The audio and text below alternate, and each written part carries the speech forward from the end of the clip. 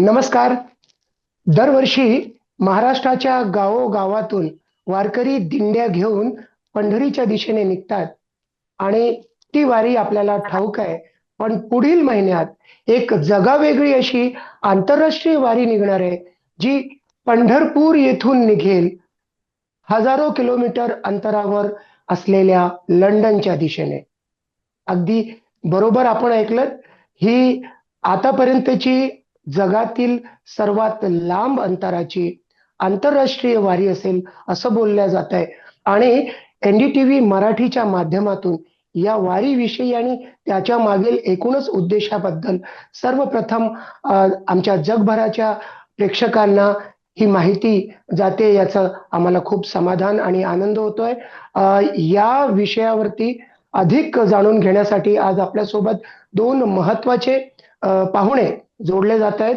आपल्यासोबत थेट लंडनहून जोडले जात आहेत अनिल खेडकर आणि भारतातून प्रसिद्ध शेफ अभिनेते विष्णू मनोहर.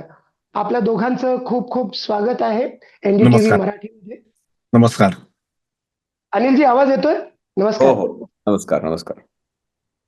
अनिलजी, सर्वप्रथम आपल्याबद्दल सांगा आणि एक महत्वाची जी बातमी या निमित्ताने, या कार्यक्रमाच्या निमित्ताने आम्ही प्रेक्षकापर्यंत पोहोचवतोय ती अशी आहे की भारताबाहेरचं सर्वात मोठं भव्य दिव्य असं विठ्ठल मंदिर लंडनला होऊ घातलंय आणि त्या दिशेने हालचाली सुरू झालेल्या आहेत. तर वारी आणि हे मंदिर या दोन्ही बद्दल काय माहिती द्याल? सर्वप्रथम आपल्याबद्दल सांगा. नमस्कार सर्व प्रेक्षकांना. प्रथमतः मी NDTVचे आभार व्यक्त करतो.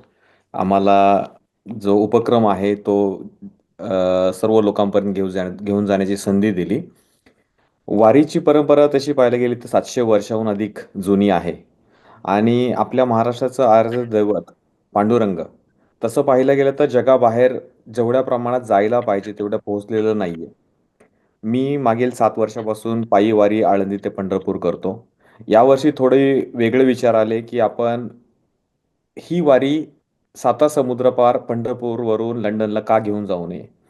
आणि दुसरी एक परदेशामध्ये राहत असताना एक खंत असते की आपल्या मराठी माणसाचं आराध्य दैवताचं मंदिर हे UK मध्ये किंवा युरोपमध्ये का नाहीये मोठ्या. तर याचा हा उगम झालेला आहे आणि याची सुरुवात ही वारी म्हणजे पंढरपूर ते लंडन आणि त्याची वीट रोवायचं काम ह्या वारीने आपण सुरुवात करत आहोत. अनिलजी, आता आपण सांगितलं की आपण गेली काही वर्ष वारीमध्ये भाग घेताय प्रत्यक्ष. आपण लंडनमध्ये कधीपासून आहात आणि या वारीमध्ये भाग घेण्यासाठी आपण भारतात येता? हो, मी लंडनला 2008 पासून स्थायिक आहे. आणि 2017ला मी सुरुवातीला वारीमध्ये सहभाग घेतला आळंदी ते पंढरपूर पायी वारीमध्ये. आणि त्याच्यामध्ये जो मला साधेपणा आढळला लोकांमध्ये, जे प्रेम आपुलकी आणि जिव्हाळा जो भाळला, तो आजकालच्या मॉडर्न समाजामध्ये किंवा परदेशामध्ये विलुप्त होत चाललेला आहे. तर त्याची एक सुरुवात होती आणि एक सामाजिक बांधिलकी, आपली एक धार्मिक परंपरा आणि एक सलोखा पाहायला भेटला वारीमध्ये. त्याच्यामुळे मी दरवर्षी पायी वारीसाठी खास लंडनवरून भारतामध्ये येतो.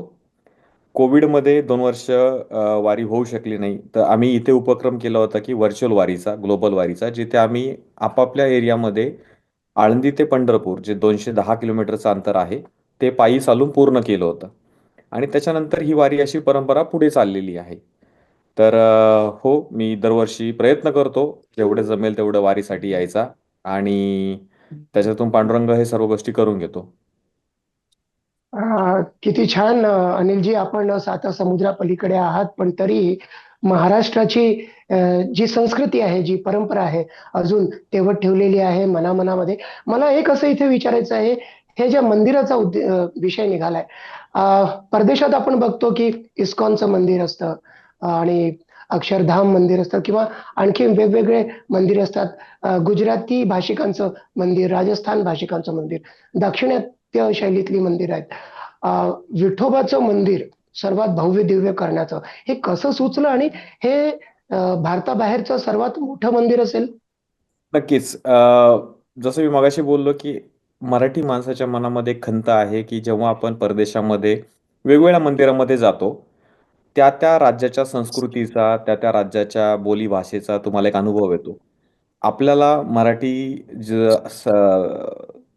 स ही संस्कृती आहे त्याचं कुठेतरी अनुभव भारताबाहेर आलेला पाहिजे. त्यासाठी एक ती खंत होती मनामध्ये आणि त्याची ती सुरुवात म्हणजे भारताबाहेर सर्वात मोठं विठ्ठल रुक्मिणीचं मंदिर करायचं. भारताबाहेर मॉरिशसला पूर्वीच्या काळी एक व्यक्ती होते, त्यांनी मंदिर स्थापन केलेले, मूर्ती घेऊन गेलेले. ते छोट्या प्रमाणामध्ये आहे. जर्मनीला आणि न्यू जर्सीला पण एक छोट्या प्रमाणामध्ये मंदिर आहे. पण मोठ्या प्रमाणात मोठ्या स्तरावरती मंदिर बांधण्याचा हा पहिलाच उपक्रम आहे आणि त्यासाठी आपण समाजातल्या प्रत्येक लोकांकडून शुभेच्छा घ्यायचा प्रयत्न करतोय आणि ही आता सुरुवात झालेली आहे त्या एका भव्य दिव्य उपक्रमासाठी. आपण वारीबद्दल बोलूया. ही आंतरराष्ट्रीय वारीची कल्पना कशी सुचली आणि मुख्य म्हणजे किती देश, किती किलोमीटर, किती वेळ लागेल, किती दिवस लागतील आणि हे सगळं एका फ्लाईटमध्ये सुद्धा करणं शक्य होतं नाही का? म्हणजे फार झालं तर पादुकांसाठी ज्या पादुका आपण नेणार आहात, त्याच्यासाठी एक वेगळं सीट बुक केलं असतं. मग म्हणजे पंढरपूर पासून लंडनच्या दिशेने वाटचाल करण्याचा रस्ते मार्गाने हा जो उपक्रम आहे, तो आग्रह का? नाही, खूप चांगला प्रश्न विचारला तुम्ही. नक्कीच ही कुणाच्याही मनामध्ये शंका येऊ शकते की आजकालच्या मॉडर्नायझेशनमध्ये आपण विमानाने त्यातल्या बिझनेस क्लासने पादुका पंढरपूरहून लंडनला घेऊन जाऊ शकतो. पण थोडं जर आपण आपला इतिहास पाहिला तर वारी ही आपण जर पाहिली तर तुम्ही सुखी संसाराची वाट सोडून एक परमेश्वराप्रती अडचण मार्ग. डिवोशन देऊन पायी वारी करता आळंदी ते पंढरपूर. त्याच्यामध्ये गाडी आहे, बसेस आहेत, ते सर्व सोडून वारकरी पायी वारी करतात. तर हाच एक भाव आला मनामध्ये की आपल्या डे टू डे लाईफमधून थोडा वेळ काढून आपण त्या पादुका पंढरपूर वरून सातासमुद्रा पलीकडे जर घेऊन जाता आल्या तर आपलं जे परमेश्वरा प्रतीची जी भक्ती आहे त्याच्यामध्ये कुठेतरी वाढ होईल. हा एक मुद्दा. दुसरं, जी आपली संत परंपरा आहे, वारकरी संप्रदायाचा जो इतिहास आहे, तो भारताबाहेर घेऊन जाण्यासाठी विमानाने घेऊन गेलो तर फक्त भारत आणि इंग्लंड या दोन देशामध्येच राहील. पण ही वारी जी जाणार आहे ही एकूण 22 देशामधून जाणार आहे. तर 15 एप्रिलला आपण पंढरपूरवरून मार्गस्थ होणार आहे. 18 एप्रिलला आपण भारत सोडून नेपाळ मार्गे चायना नंतर रशिया वगैरे मार्गे युरोपमध्ये जाणार आहोत. तर टोटल हा 70 दिवसांचा प्रवास आहे. यामध्ये साधारणतः 17 ते 18,000 किलोमीटरचा प्रवास आपण पूर्ण करणार आहोत. टोटल 22 देशामधून या पादुका आपण रस्त्याने घेऊन जाणार आहोत बाय कार. तर याचं जसं मी बोललो की उद्दिष्ट एकच आहे, आपली परंपरा ज्या ज्या देशामधून जाऊ त्या देशामध्ये मोजक्या लोकांपर्यंत का होईना जर पोहोचवता आली तर आपला उपक्रम हा साध्य होईल. आणि याच्यातून जी आपली परंपरा जसं बोललो की जी आपली वारकरी संप्रदाय महाराष्ट्रापुरता किंवा साऊथ इंडियापुरता जो सीमित राहिलेला आहे तो भारताबाहेर घेऊन जायचा हा एक उद्देश आहे. क्या बात है अनिलजी. म्हणजे 22 देशांच्या मार्गाने जाताना आपल्या संस्कृतीचा सुगंध तिथे सुद्धा थोडा दरवळत ठेवायचा अत्यंत छान कल्पना आहे. मला विष्णूजींना विचारायचं आहे. विष्णूजी, आपलं नाव म्हणजे एकंदरीतच सगळ्या मराठी भाषिक घरांच्या स्वयंपाकघरात पोचलेलं नाव आहे. आणि अशा वेळेला या प्रकल्पासोबत आयोजनाच्या बाबतीत आपण जोडले गेलेले आहात. कशी सुरुवात झाली, कसे जोडले गेलात आणि भारतामधील हा जो प्रवास असेल त्याबद्दल काय सांगता येईल? एक तर खरं मी भाग्यवान समजतो की मी या उपक्रमाशी जोडला गेलो आणि NDTVच्या मार्फत संपूर्ण भारताला पहिल्यांदा ही बातमी पोचते आहे. ते एक योगायोग समजा.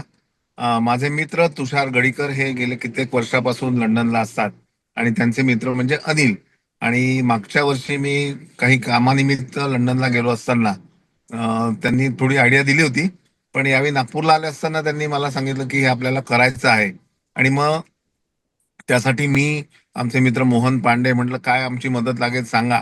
मग सगळं एकूण हा आवाका बघता अर्थकारण कुठेतरी येतं आणि तिथे कमी पडायला नको म्हणून म्हटलं आम्ही फुल ना फुलाची पाकळी, आमच्याकडनं जी काय मदत होईल आणि जे काय इतर गोष्टी आहेत इकडल्या भारताशी रिलेटेड तर त्याच्यामध्ये काय मदत होईल ती आम्ही करू. आणि मुख्य म्हणजे मला असं वाटतं की बाबा माझा जसा एक ध्यास आहे की मराठी जेवण जगाच्या कानाकोपऱ्यात पोचलं पाहिजे. त्यासाठी मी सतत धडपडत असतो आणि हे करत असताना मला असं दिसलं की बाबा भारतीय मंदिर आहेत पण ती कॉम्प्लेक्सच्या स्वरूपात आहे. एकाच कॉम्प्लेक्समध्ये एका कोपऱ्यात एक मंदिर, दुसऱ्या कोपऱ्यात दुसरं, तिसरं असं आहे. पण एवढं मोठं एकाच देवाचं मंदिर हे पहिल्यांदाच घडत आहे, आणि तेही आपल्या पांडुरंगाचं मंदिर. तर ही खरी कल्पना जी आहे ती मला एकदम छान स्वप्नवत वाटली, आणि म्हणून मी आकृष्ट झालो आणि म्हटलं चला अनिलजी, तुषारजी, मी आहे तुमच्यासोबत. जी काय मदत लागेल ती आपण करूयात. आणि हे खूप एक्साइटिंग आहे की बाबा बाय रोड 22 देशातून हा सगळा प्रवास होईल, आणि त्या त्या देशातल्या लोकांना समजेल की नाही, भारतात असं सुद्धा घडू शकतं. वारकरी संस्कृतीचा आपण उल्लेख केला. वारकरी संस्कृतीची वैशिष्ट्य आहेत, तुळशी माळची वैशिष्ट्य आहेत हो, आणि आता आपण जे म्हणालात, की परदेशामध्ये 22 देशामध्ये हा सुगंध दरवळत बरोबर, ठेवला पाहिजे. बरोबर. अ, काय उद्देश वाटतं? काय भावना आहे? हे बघा की तुळशीची माळ गळ्यात असणं म्हणजे हे एक प्रामाणिकतेचं दर्शक आहे.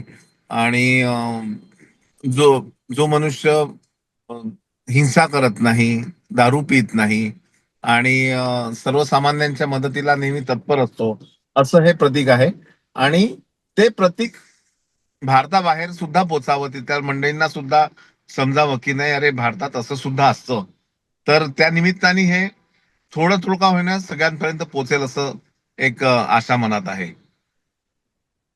म्हणजे वारकरी संप्रदायाची ज्या ज्या चांगल्या गोष्टी आहेत, जे चांगल्या सद्गुण गोष्टी आहेत, बरोबर, त्या त्या सुद्धा त्या आता समुद्रापलीकडे पोहोचतील या आता निमित्ताने. त्या सुद्धा आपण या निमित्ताने एक्सपोर्ट करण्याचा विचार करताय.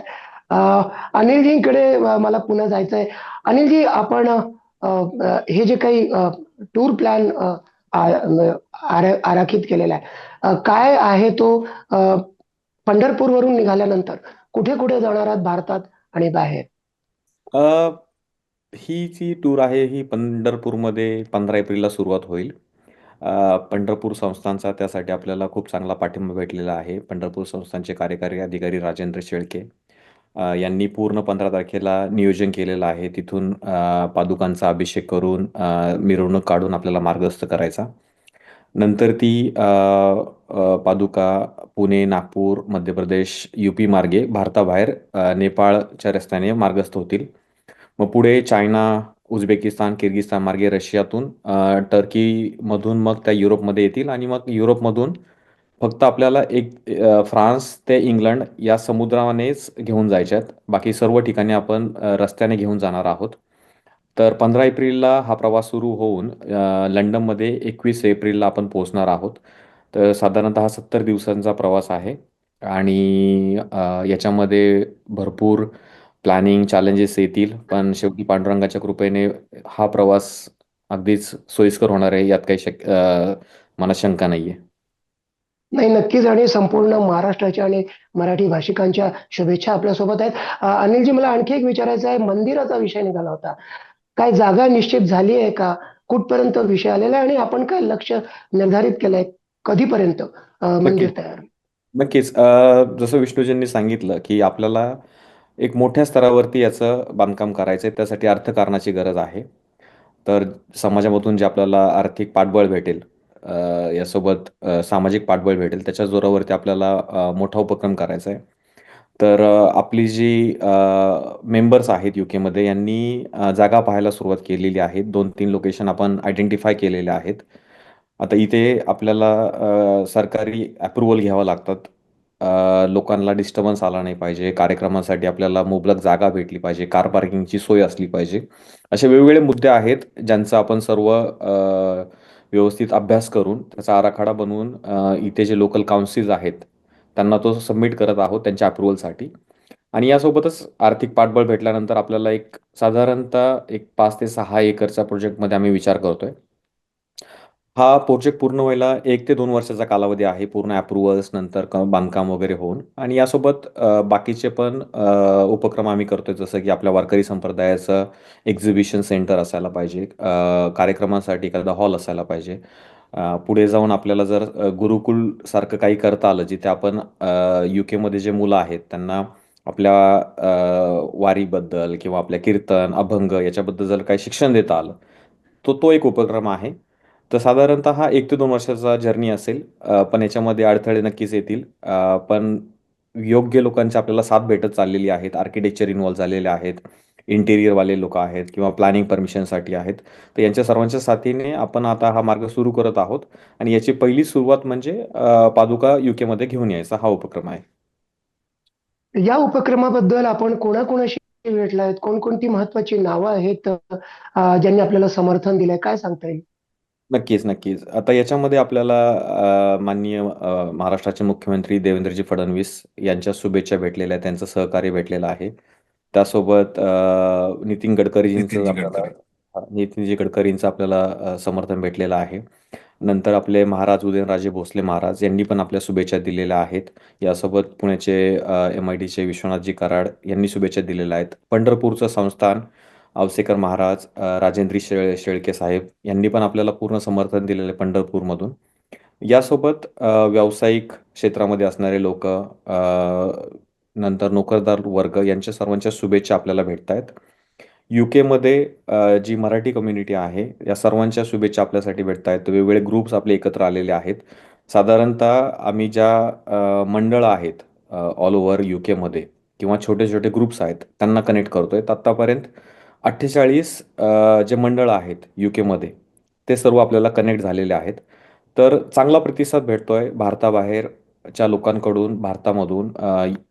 गल्फमध्ये गल्फ मराठी असोसिएशन आहे, त्यांनी पण त्यांचा पाठिंबा दाखवलेला आहे. नंतर युरोपमधून जर्मनी मराठी मंडळाने पाठिंबा दाखवला आहे. US मध्ये महाराष्ट्र मंडळ आहे, त्यांनी पाठिंबा दाखवला आहे. आयर्लंड मित्र मंडळाने पाठिंबा दाखवला आहे.